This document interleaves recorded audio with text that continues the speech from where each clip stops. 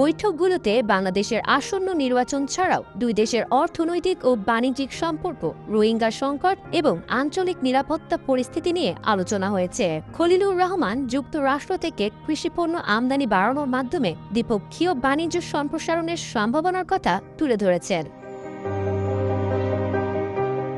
এ সময় সাম্প্রতিক visa bond ইস্যুর প্রেক্ষাপটে বাংলাদেশি ব্যবসায়ীদের যুক্তরাষ্ট্র সফর সহজ করার অনুরোধ জানিয়েছেন তিনি। বিশেষ করে স্বল্পমেয়াদী B1 ব্যবসায়িক ভিসার ক্ষেত্রে ভিসা বন্ড থেকে অব্যাহতি দেওয়ার বিষয়টি বিবেচনার আহ্বান জানিয়েছেন জাতীয় নিরাপত্তা উপদেষ্টা। বাংলাদেশি ব্যবসায়ীদের বিষয়টি যুক্তরাষ্ট্র সরকার ইতিবাচকভাবে বিবেচনা করবে বলে জানিয়েছেন অ্যালিসন হুকার।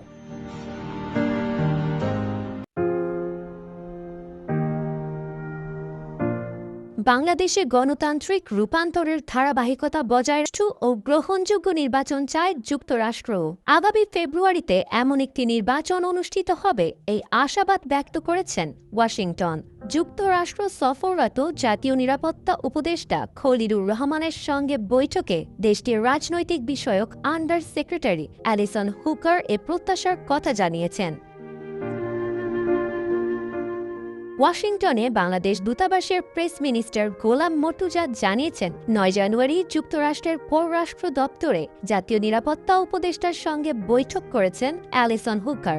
একই দিন দক্ষিণ ও মধ্য এশিয়া বিষয়ক সহকারী মার্কিন পররাষ্ট্রমন্ত্রী পল কাপুরের সঙ্গেও আলাদা বৈঠক অনুষ্ঠিত হয়েছে।